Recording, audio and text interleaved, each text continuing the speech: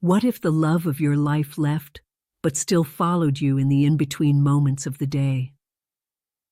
What if, even without words, he was still there, in the smell of airport coffee, in the hurriedly folded map, in the train windows that reflect old memories? My name is Beatrice. I'm 74 years old, and I was married for 50 years to Edward, the only man I ever loved.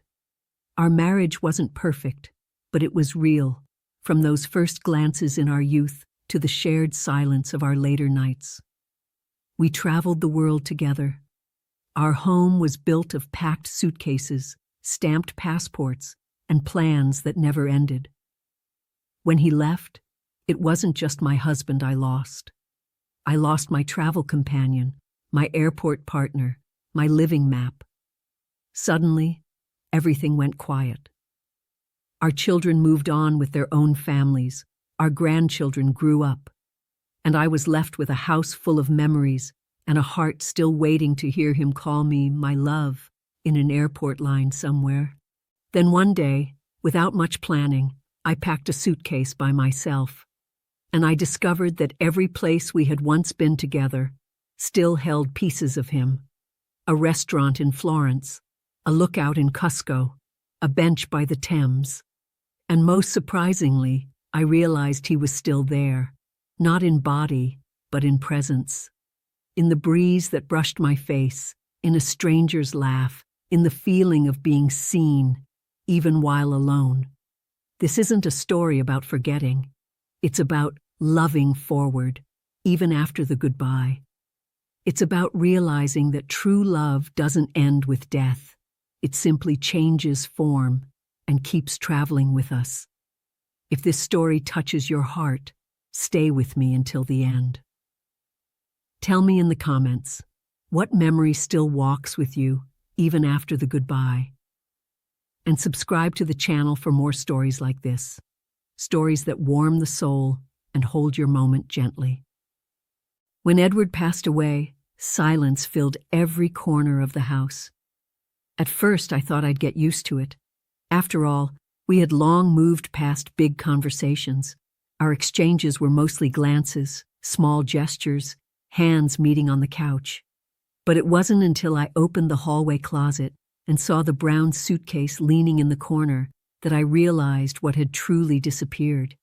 That suitcase had been our companion for decades. Its wheels were worn, its tags from hotels that probably no longer existed. And there, staring at it, his absence became deafening.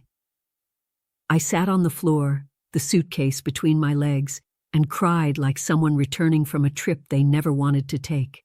I spent weeks just looking at it, unable to open it. I knew what was inside. Edward's blue jacket, a poorly folded map of Scotland. He always folded maps wrong, and a picture of us in Buenos Aires I never liked, but he adored. There was also a handwritten note I vaguely remembered, something he had slipped into my coat pocket one cold morning in Prague. That suitcase was more than an object. It was a capsule of us, a reliquary of memories sewn into fabric, zippers, and longing. And even knowing that, even wanting to touch him through those memories, I hesitated. I was afraid that opening it would feel like opening an abyss. One gray afternoon, I finally found the courage. The house was silent, the children busy with their routines, the grandchildren far away. I was alone, as always, and something inside me asked for movement. I opened the suitcase slowly, as if it might react. The smell hit me first, his old cologne, mixed with the scent of aged paper and stored fabric. I pulled each item out, folding them gently, and with every gesture, a memory returned. Edward laughing in the market in Lisbon, trying to speak Spanish with the vendors. Edward running after a taxi in Vienna, frustrated because we were late. Edward holding my hand at the airport like he was holding a whole world. At the bottom of the suitcase, I found the note. His handwriting was shaky, but unmistakable. "You are the best journey of my life." I stood still, holding the paper in my hands, as if it alone could warm my soul. And it did. That little piece of paper gave me back something I didn't even know I had lost, the urge to move forward, not out of denial, not to forget, but to remember with lightness. For the first time since he left, something inside me wanted to go. Not out of the house, but out of myself. Out of the dark room I had locked myself into for months, waiting for the pain to fade on its own. But it doesn't fade. We just learn to walk with it. That night, I fell asleep wrapped in his blue jacket. I dreamed of the day we packed for Paris. I didn't speak a word of French, and he swore he did. We got caught in the rain, got lost, argued, but it was one of the happiest weeks of my life. When I woke up, the pillow was damp with tears and longing, but somewhere deep in my chest, a tiny light had turned on. A small, timid, almost imperceptible desire to live again. And that's when my new journey began, alone, but not lonely. The next day, I looked for the passport in the nightstand drawer. It was there, along with a photo of Edward when he was young and a postcard from Greece we never sent. My fingers trembled, not out of fear of leaving, but from finally accepting that I was still here. I took a deep breath, got dressed calmly, and went to the travel agency we used to go to. The girl at the counter smiled when she saw me, as if she remembered me from another life, and in a way she did. Edward and I were always there, picking our next destination like someone choosing a new hope. I said, "I'd like a one-way ticket." Her eyes widened. "Where to, Miss Beatrice?" I answered without thinking. "Wherever memory takes me." I walked out with a ticket to Florence. I didn't choose it by chance. That's where Edward proposed, in an empty square at sunset, with a makeshift ring made of string. Back then, we had little money and so much love. No photos, no videos. Just the memory of him kneeling down with sweaty hands and a pounding heart. When I told that story to the woman at the agency, she smiled with teary eyes. "Going alone?" she asked. I hesitated. I wanted to say yes, but something inside me said no. "I'm going with him," I whispered. She didn't understand, but smiled anyway. In the days before the trip, I filled the time with small rituals, washing the suitcase, folding clothes, writing a list of places I wanted to see again. I didn't tell the kids. I didn't want advice or worried looks. They have their families, their routines, their pains that have no space for mine. And I understand. Life has that cruel way of moving on.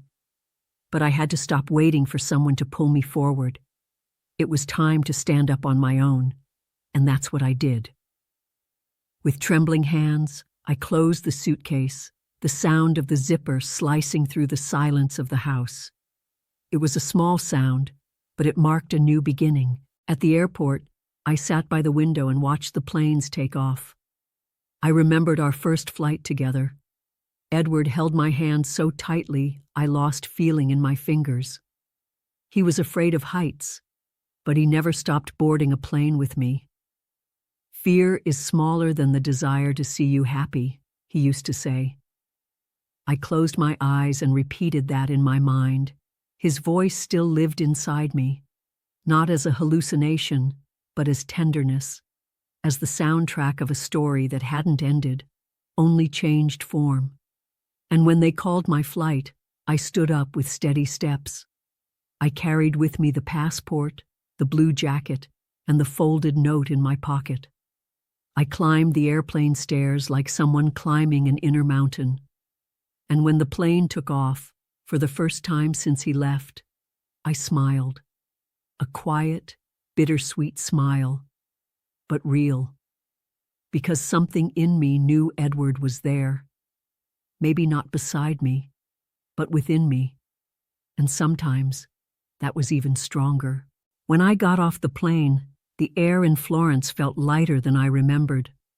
Maybe it was the time of day, maybe the season, Or maybe it was the lack of rush. The last time we were here, Edward and I had a long list of places to visit. Now, I had no list at all. Only scattered memories, waiting at corners and piazzas, hoping I'd find them again. I took a taxi and asked to be dropped near the Ponte Vecchio. That's where we kissed for the first time as an engaged couple, among distracted tourists and street vendors. The city was still the same, but inside me, everything was different. The driver spoke with enthusiasm, pointing to monuments, recommending restaurants, but I barely listened. I was somewhere else. I stared out the window, as if searching for his reflection in the glass. For a second, I swear I saw Edward's silhouette walking ahead, hands behind his back, with that calm step of someone who has the whole world at his feet. I blinked. He wasn't there, of course, but the feeling, that was.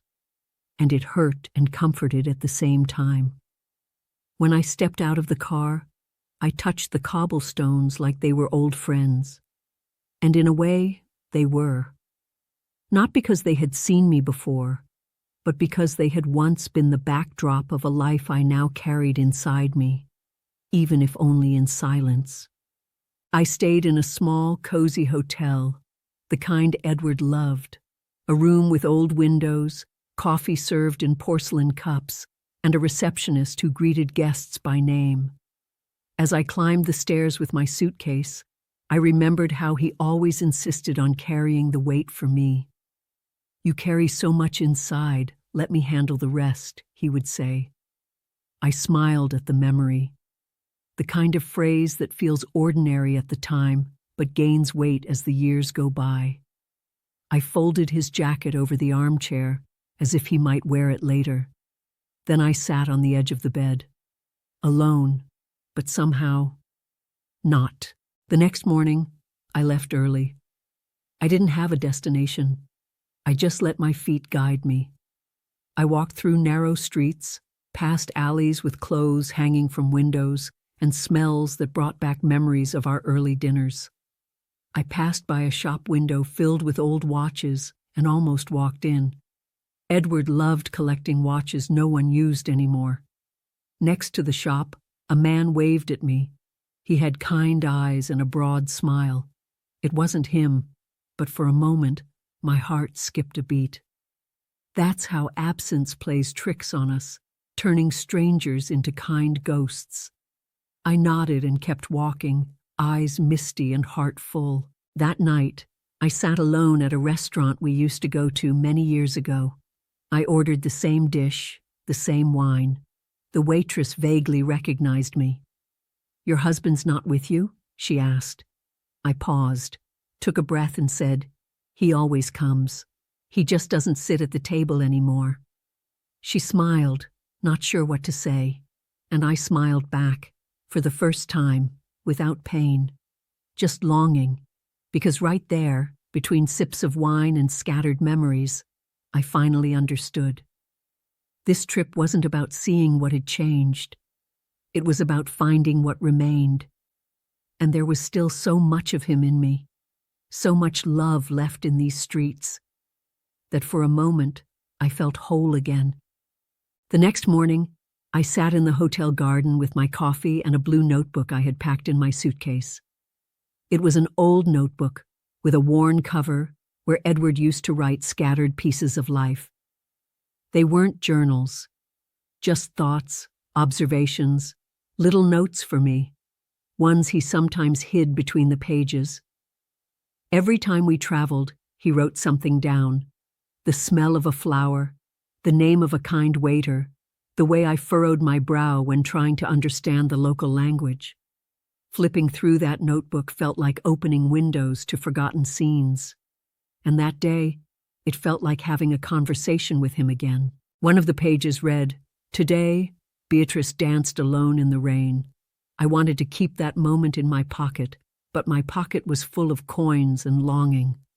I read that line and closed my eyes. I remembered the exact day. We were in Bruges, it was cold, and I was soaked to the bone, but happy. He looked at me with that silly gaze of someone seeing a woman for the first time, even after decades, even with wrinkles and back pain. Edward had this gift of seeing me whole, even when I was in pieces. And that was what hurt the most, not having anyone else who looked at me like that. I spent the afternoon walking along the banks of the Arno River, notebook in my bag, slow steps, long thoughts. A group of young people passed by laughing loudly, carrying backpacks and plans. For a moment, I saw myself there, or rather, I saw the two of us, so young, so full of future, so unaware of how fast life goes. I felt a pinch in my chest. It wasn't sadness, it was gratitude and longing, two feelings that always walked side by side in me. I kept walking until the sun began to set. The sky in Florence turns golden at that hour, and I could almost hear Edward saying, "This is why I brought you back here." Back at the hotel, I sat on the balcony and began to write in the same blue notebook. Only now, it was in my handwriting. I wrote about the day, about the smells, the sounds, the glances, about what it felt like to be there without him, and yet with him in everything. Writing felt good, as if each sentence were an anchor, a bridge between the now and the past. Suddenly, absence became the raw material for something new, and I understood that maybe that's how it works. We don't get over it. We shape the pain with the hands we have left, and build a path where love doesn't disappear. It just moves to a different place. Before bed, I opened the window and let the wind in. The curtain swayed as if someone had just walked by. I smiled. "Good night, my love," I whispered. And for a second, I swear I felt a soft kiss on my cheek, like the ones he used to give when he thought I was already asleep. I closed my eyes with a calm heart, because I knew what we lived through wasn't lost. It had just changed form, and maybe the greatest act of love now was to keep living for both of us. It was on a morning in Florence, sitting on the edge of the hotel bed, that the memory came without warning. There was no music, no scent, no photo to trigger it. Just silence. A silence so much like the one in the hospital room where Edward spent his final days. I closed my eyes and suddenly I was back there. The stiff chair, the two white sheets, the steady sound of machines pretending life was infinite. I held his hand, and he, even weak, squeezed back as if to say, "I'm still here." But I knew. Every day, a little piece of him slipped away, and I said goodbye in silence, heart torn, face steady, for him. That last night, I dozed off beside his bed, feeling the weight of exhaustion and helplessness. I woke to the softest sound in the world, the sound of absence. The monitor still beeped, but his body no longer responded. The nurse came in, touched my shoulder, and didn't need to say anything. I stood slowly, straightened the sheet over him, and whispered, "Thank you for every day." I didn't cry then. My tears came later, in quiet waves, once I was home, seeing his cup in the sink, his towel hanging, the shirt draped over the chair. The pain wasn't just from the absence of his body. It was the end of routine, of footsteps, of the scent on his pillow. That morning in the hotel, alone in another city, I realized I had avoided that thought for too long. I had distracted myself with photos, with good memories, with travel. But Edward wasn't made only of happy days. He was made of everything, even the goodbye. And I needed to remember that too. I hugged the pillow as if it were him and cried. Not a desperate cry, but a soft lament, like watering a sleeping plant. It was necessary to cry for him, for the pain, for me, for the part of me that left with him and might never come back. After that cry, something in me shifted, as if air started to move again in the corners that had been locked. I got up, washed my face, and looked out the window.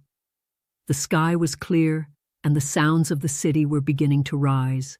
Bicycles, laughter, distant bells.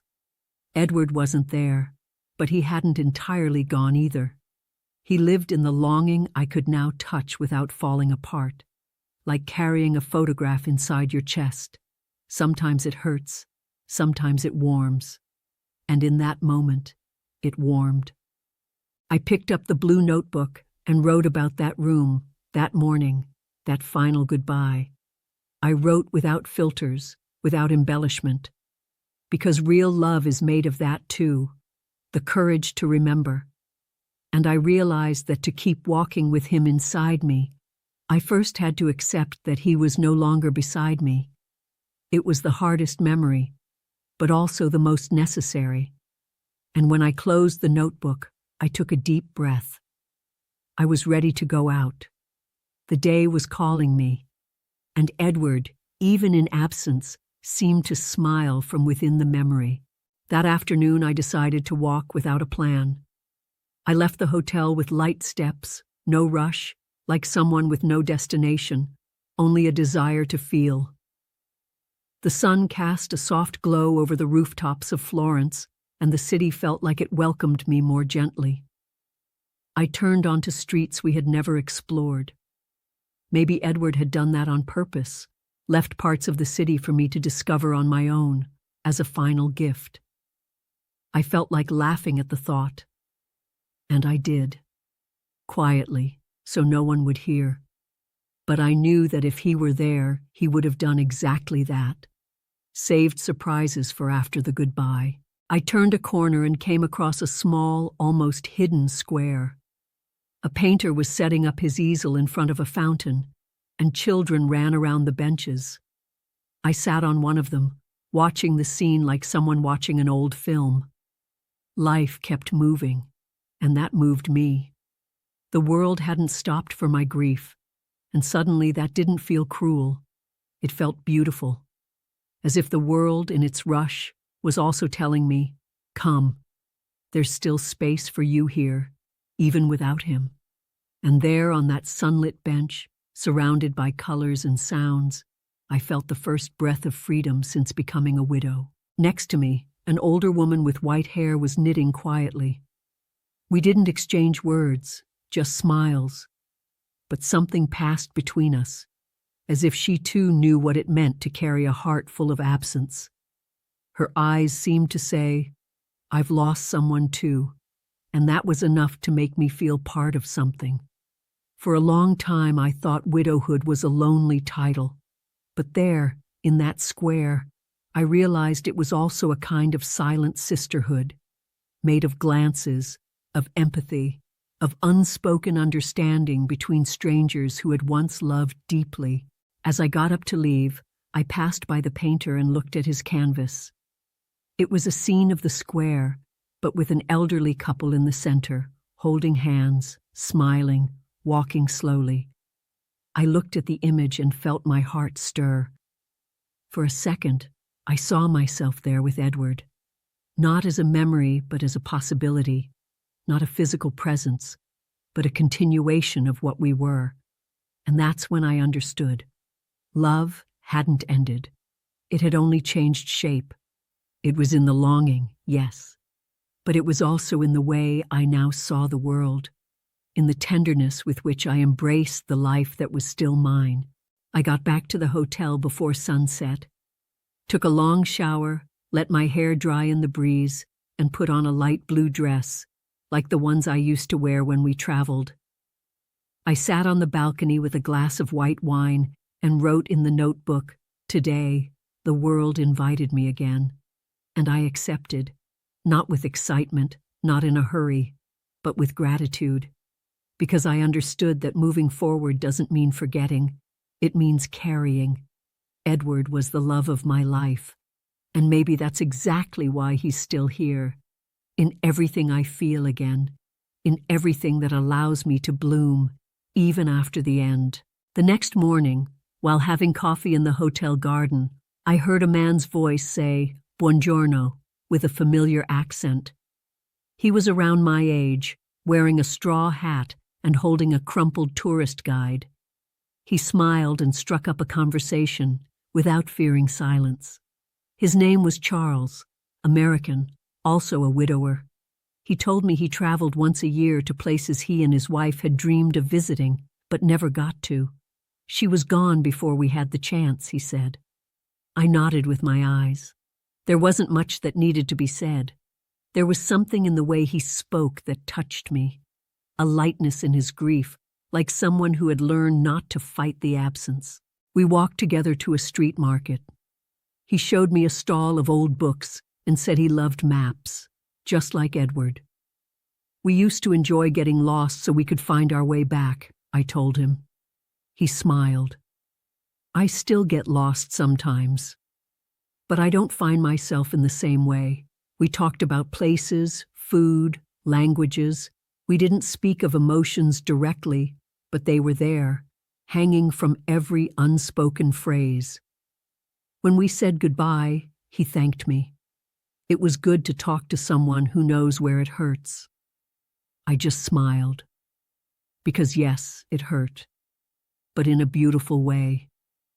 In a way that creates space inside you. I walked back to the hotel, noticing the house fronts, the flowers on the balconies, the couples strolling hand in hand. For a long time, I wondered if there was still a place for me in the world, if I could still talk, smile, connect, if it was wrong to feel lightness after such a deep loss. But that day, after Charles, I realized that staying alive was also a way to honor Edward. He would never have asked me for eternal mourning. He would have asked for care, for joy, if possible, for a new kind of hope if it showed up. Not to replace him, but to continue him.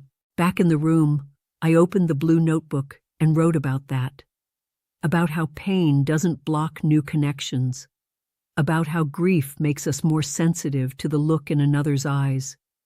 And how sometimes a simple conversation can open a window in a dark room. I wrote slowly, like someone stitching together a quilt of memories. Because each day here was just that. Another thread in the fabric of my life. And even if some parts still hurt, I wanted to keep sewing. Edward was the first and only, but maybe not the end. Maybe love has no deadline, no formula. Maybe it transforms, like water changing containers, but still being water. I closed the notebook and looked out over the city through the window. The golden light of late afternoon stretched long shadows across the sidewalks, and there, alone and whole, I felt something new. The desire to write for myself, not just about what was, but about what still could be. And in that moment, it felt more than freeing. It felt possible. The next day, I decided to visit a garden on top of a hill. Edward and I had always said we'd climb up there someday, but there was never enough time. It was our next time that never came. I took a cab to the base and walked the rest of the way up. I climbed slowly, listening to my body but determined. Every step seemed to say, "Now it's your turn." And I climbed with tears in my eyes, not from sadness, but from strength. It felt like each step was also an apology to myself for waiting so long to return to life. And when I reached the top, the breath I had lost was replaced by a sigh of wonder. The garden was quiet, almost hidden. There were only a few people. The sound of leaves dancing in the wind, the smell of flowers mixed with damp earth. I sat on a stone bench and closed my eyes. I felt the breeze on my face, and for a moment, I was sure Edward was there. Not as a physical presence, but as a warm memory, as if he were saying, "You made it." I opened my eyes slowly, my chest full of a tenderness too deep for words. And there, in that garden, I understood something simple and profound. I didn't need to become who I used to be. I just needed to allow myself to become who I was now. I walked among the trees, touching the leaves, feeling the texture of the petals, listening to the sound of my own steps. It was a sensory experience, almost spiritual. a slow new beginning. I passed an elderly couple taking photos. Their eyes smiled, and it reminded me of Edward and me, not the past, but what still lived inside me. I realized then, love shapes us, but it doesn't define us. What defines me now is what I do with what's left. And I wanted to make something beautiful, even if small. I wanted each memory to be planted like a seed of courage. Before leaving, I wrote one more page in the blue notebook. I climbed the hill, alone, but with him in my heart. And I found what I didn't know I was looking for, a part of me still in bloom. I closed the notebook gently, like someone tucking away a good secret, and I walked down the hill with lighter steps. Somehow, the world seemed to welcome me again, not like before, not as if nothing had happened, but like someone who knows life hurts and still finds a way to begin again, even in silence. At the end of the day, back at the hotel, I lit a candle on the windowsill. It was our tradition on trips, always light a candle in gratitude.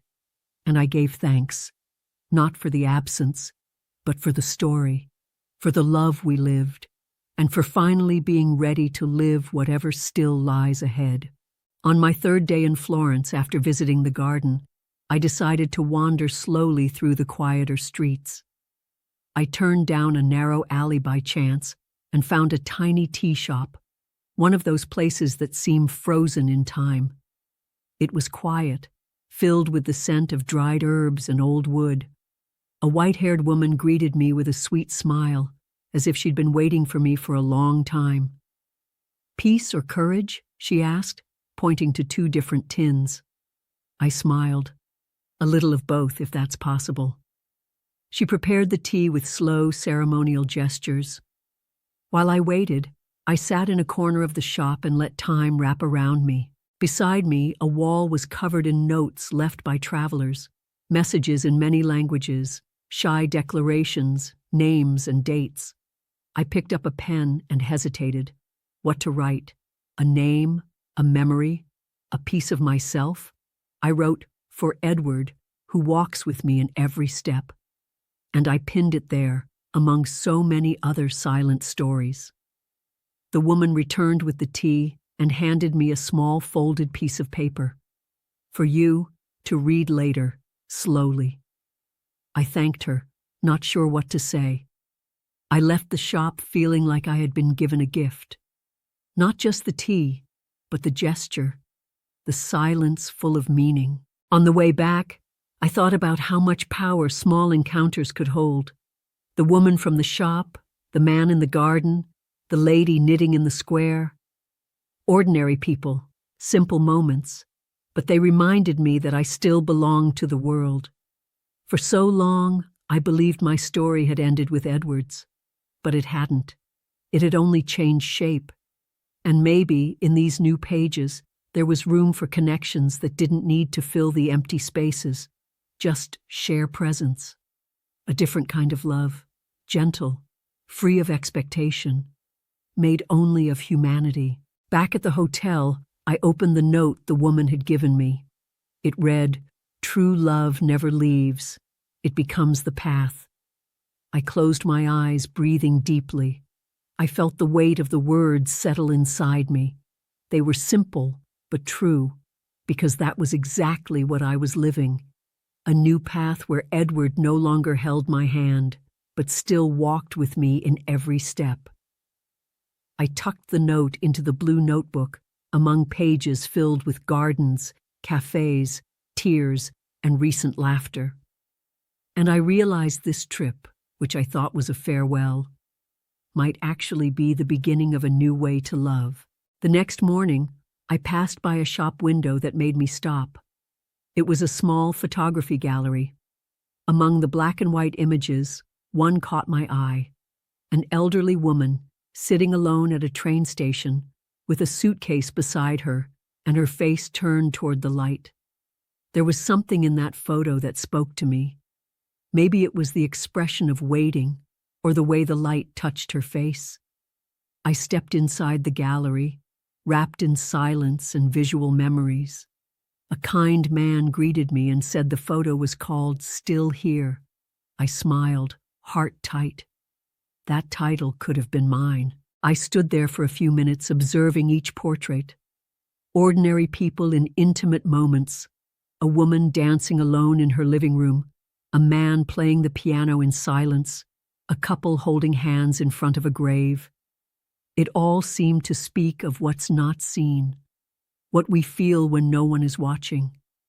I walked out in silence, but inside I felt full. I realized how art, even without words, gives us back the pieces we've lost. And that day, I felt something fall back into place. Not the old Beatrice, but a whole woman, even if wounded. A woman who no longer had to pretend to be okay just to move forward. Later, I sat in a cafe and ordered a hot chocolate. I watched people pass by with fresh eyes, like someone seeing life again for the first time. An old woman crossed the street with difficulty, and a young man ran to help her. A couple whispered in an argument, then embraced.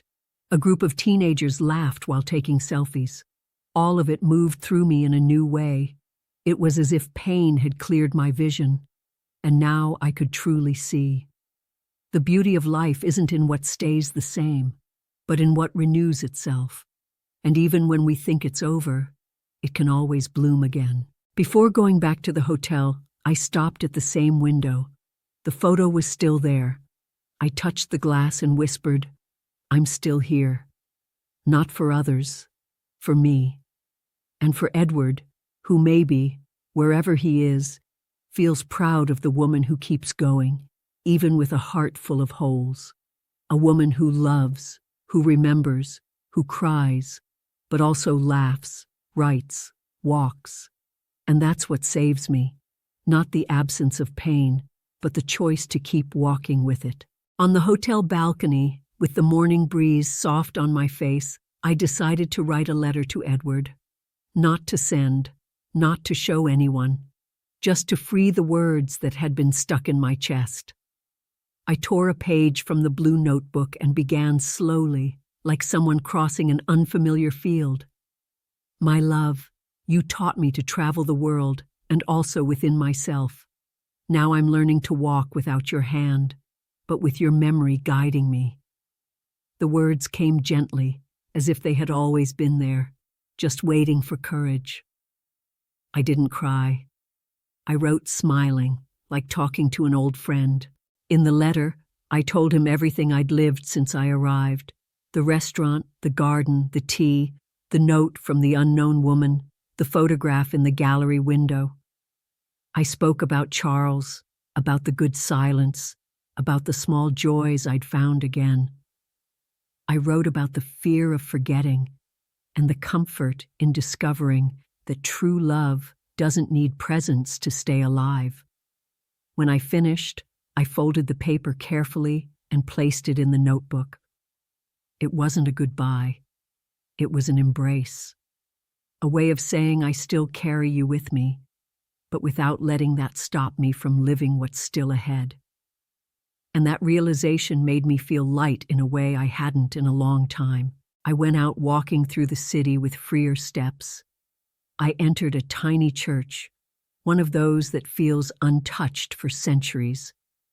I sat in the back pew and stayed there in silence, watching the light shine through the stained glass. I didn't pray, but I gave thanks for the life I'd had, for the courage to go on, and for the peace that had begun to grow where there used to be only raw longing. A child ran between the pews, smiling, and I smiled too. I thought how much Edward would have loved that scene. He always said the joy of children was the closest thing to heaven.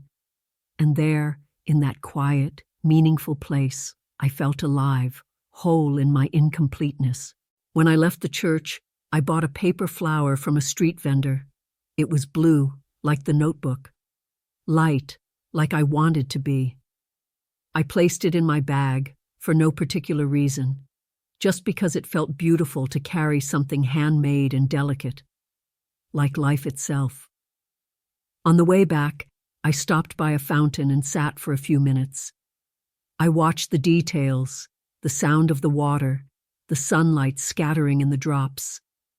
The beauty was right there, so simple, so often forgotten. And I realized that for so long, I had waited for big emotions to feel alive. Now, it was the small things that made me bloom. Before bed, I reread the letter. I didn't change a single word. That letter defined me now. A woman who had loved deeply, who had lost, who had suffered, but who had chosen to go on. And going on, I realized, is a daily act of courage. It's not about forgetting. It's about making room for absence in the journey, and even with all the emptiness, continuing with a heart full of what was true. On the second to last day of the trip, I sat on a bench in the main square to watch the world go by, just like I did most days. The sky was clear, and the air carried the scent of fresh bread and fallen leaves. A woman approached slowly and asked if she could sit. I nodded with a smile. Her name was Amelia. She wore an old hat and spoke very little. We sat in silence, watching children chase pigeons and a group of musicians play something soft in the distance. Then she looked at me and said, "You've lost someone too, haven't you?" I simply nodded. "You can see it in your eyes," she added. She reached out and took my hand. It was a simple gesture, natural. But in that moment, I felt warmth that didn't come from the sun. It was like someone was finally saying without words, "I understand." We didn't speak again. We just held hands for a few minutes, watching the world move. And in that silent connection, I realized I wasn't alone, that some kinds of pain, even if different, recognize one another, and that sometimes what heals most isn't advice or explanation. It's the touch. It's the presence of someone who stays, even without saying anything. When she stood up, she simply smiled and walked away. I stayed there, hands still warm, looking at the empty space beside me. I thought of all the hands that had held mine, Edward's, of course, but also my children's when they were small, my grandchildren's, my friends, my own, trembling when I had to hold myself up. Every hand held a story, a bond, a bridge, and I realized that, even without knowing it, I had always been surrounded. Maybe not in the way I wanted, but in the way I needed. I returned to the hotel with a new feeling, belonging, as if I had finally found my place in the world, not as Edward's wife, not as a mother, grandmother, widow, but as Beatrice, just Beatrice. And that was enough. It was freeing to be seen for who I am, and to see myself too, in solitude, in courage, in vulnerability. All of that made me whole now, and for the first time, that was enough. That night, I wrote my final page in Florence. I won't return home the same. I'm bringing back a new kind of silence, one that doesn't hurt, but holds. And it teaches me that even after losing so much, I can still feel whole. I closed the notebook, blew out the candle on the windowsill, and whispered, "Thank you," to Edward, to myself, to life. That continues, even without asking permission. On the eve of my return, I woke up earlier than usual. The hotel was still quiet, and the sky was turning shades of pink and gold. I slipped on my robe and stepped onto the balcony. The city was still asleep, and Florence seemed to whisper one last secret before the goodbye. I sat down with the notebook on my lap, and for a moment, I didn't write a thing. I just stayed there, breathing, watching, feeling. It wasn't sadness that filled me. It was something else, a mix of gratitude and fullness that couldn't be put into words. The woman sitting there wasn't the same one who had arrived days earlier, and I knew that, even without having to think it through. I decided to spend my last day without an agenda. I wandered aimlessly, revisiting a few corners that had touched me. The painter's square, the photo in the window, the tea shop. In each place, I left a part of myself and took something with me in return. I passed a group of tourists taking photos and laughed, remembering Edward asking me to act natural while posing. I stepped into a bookstore and bought a book of Italian poetry, even though I didn't speak the language well. It was a symbolic gift, like saying, I want to keep discovering new things. Not for him, for me. At lunchtime, I sat in a small trattoria tucked away in the alleys. I ordered the simplest dish on the menu and ate slowly, savoring each detail like it was the last meal of a life that had just begun again. At the table beside me, an older woman read an old newspaper. We exchanged a brief glance, a shared understanding. No words, but recognition, as if feminine silence had its own language. And I, who had often felt invisible since becoming a widow, felt seen, without explanations, without questions, just seen. In the afternoon, I walked to the bridge where Edward proposed. It was more crowded than before, but I didn't mind.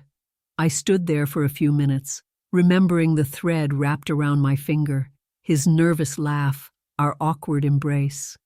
I touched the cold stone railing and closed my eyes. Thank you for choosing me, I thought. And in the same instant, I felt as if he replied, thank you for continuing. When I opened my eyes, a soft breeze passed, and I smiled. Because some forms of presence can't be explained, only recognized. I returned to the hotel with a peaceful heart. There was no rush, no anxiety, just a calm sense of closure, as if I had lived an entire book in just a few days, a book written with memories, absences, discoveries, and steps taken with an open heart. It was time to go back. But now I knew. Home wasn't just the place where he no longer was. It was also the place where I would find myself again. At the airport, while waiting to board, I opened the blue notebook one last time during the trip. I flipped through each page with care, like someone revisiting a map they had drawn alone. There were simple words, unfinished phrases, small gestures kept inside. It wasn't a diary, it was a portrait of who I had been, what I had felt, and what I had rediscovered within myself. And at the end of the notebook I wrote, "This isn't a goodbye, it's a continuation. Edward, I carry you with me, not in tearful eyes, but in the lighter steps I now take." During the flight, I sat by the window. I looked out at the sky and allowed myself something new, to rest without guilt. For a long time, I had carried a weight that wasn't just grief. It was fear. Fear of not knowing how to live alone, of not being able to smile again, of no longer being enough without him beside me. But now, as the clouds passed beneath my wings, I understood that being a widow doesn't mean being half. It means being whole in a different way. A way that includes pain, yes, but also courage. The choice to keep loving, even without touching. To keep living, even with a mended heart. When I landed, the world seemed the same, but I wasn't. I picked up my suitcase calmly, as if carrying more than clothes and memories. I carried a new version of myself, a woman who had honored her grief, but also had the courage not to stay stuck in it forever. A woman who had come to understand that true love doesn't hold you back, it sets you free. And that the best journeys are the ones where you find yourself along the way, even when you thought you were lost. In the taxi, I looked out the window in silence. The city moved past as if welcoming me home. At the house, everything was as I had left it. The photo frame with our picture on the shelf, his favorite mug in the cupboard, the silence in the hallway. But something inside me had changed. Now, the silence didn't hurt. It held me. And that made all the difference. Before bed, I placed the blue notebook on the nightstand. I set the paper flower beside it, turned off the light and stayed there, quiet, feeling the good weight of the story I had lived, and of the one still waiting for me. I closed my eyes, certain that the love of my life was still with me, and that even without maps, I now knew exactly where I was going, back to myself. The morning after I returned, the house seemed to watch me in silence. Everything was the same, but there was something new in the air, not in the walls or the furniture, but in me. I walked through the rooms like someone returning to their own body after being away for a while. In the living room, I passed the old mirror Edward had insisted on hanging the day we moved in. For months, I avoided that reflection. I saw only the woman who lost, who stayed behind, who shrank. But that day, I stood in front of it and looked. For the first time in a long while, I didn't just see absence. I saw presence. I saw strength. I saw a woman who had come back whole, even after falling apart. I sat on the couch with a cup of tea and looked at the framed photo beside me. The two of us, smiling in some faraway city, eyes squinting from the sun and from love. The photo didn't hurt anymore, not like before. Now, it was a window, not a prison. A reminder that love once lived doesn't need to be erased to make space for what's still to come. I placed the blue notebook and the paper flower next to the photo. Right there were 3 seasons of my life. The past I had lived, the present I was rebuilding, and a future that, for the first time, didn't scare me. Because I knew I could carry him with me without staying behind. I spent the day organizing drawers, donating clothes, making space, not just in closets, but within myself. I saved some old letters and tore up others that never should have been written. I made a list of things I wanted to do: visit a new city with my granddaughter, learn to cook something different, write a story inspired by my travels. I realized the future didn't have to be big. It just had to be honest. And that planning, even with no guarantees, was a beautiful way of saying, I'm still here. In the afternoon, my daughter called. We talked about simple things: the kids' school, the weather, a cake recipe. And in the middle of the conversation, she said, Mom, you sound different. I smiled. I am. A little lighter. I didn't explain any further. She didn't ask. But I know she felt it, because love also speaks in what isn't said. And there, in that ordinary call, I felt a bond being restored, between generations, between women, between silences. That night before bed, I lay there staring at the ceiling in silence. There was no emptiness, no crushing pain. There was space and peace. I understood that longing would live with me forever. But now, it was a gentle guest, and that was enough. I woke to birdsong and morning light filtering through the curtains. I opened the window and took a deep breath. The fresh air came in like an invitation. I left the window open. Edward always said homes need to breathe. And in that moment I realized, so do people. I was breathing again, not just air, life itself.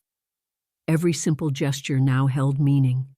Washing dishes, tending to the plants, folding sheets to the sound of a song he loved. It was all continuation. It was all love, expressed through routine. I sat at the table with my blue notebook and wrote the final line of the journey, or maybe the first of a new one. The love we lived didn't end. It blooms now in every step I take. I closed the notebook gently. I don't know if I'll use it again. Maybe. Maybe it will stay right there, like a friend who's already said what needed saying. But I know that from now on, every blank page in my life will be written with more courage and less fear. Later, I went out for a walk around the neighborhood. I greeted neighbors, looked through shop windows, bought flowers. I saw myself in the reflections and smiled. The woman walking there was new, made of ashes and memory, of affection and loss, but above all, made of choice. The choice to go on, to love again, even if only herself. And that, I understood, was also a kind of true love. When I returned, I placed the flowers in a vase and opened all the windows of the house. I let the wind come in, play with the curtains, carry the scent of life through every room.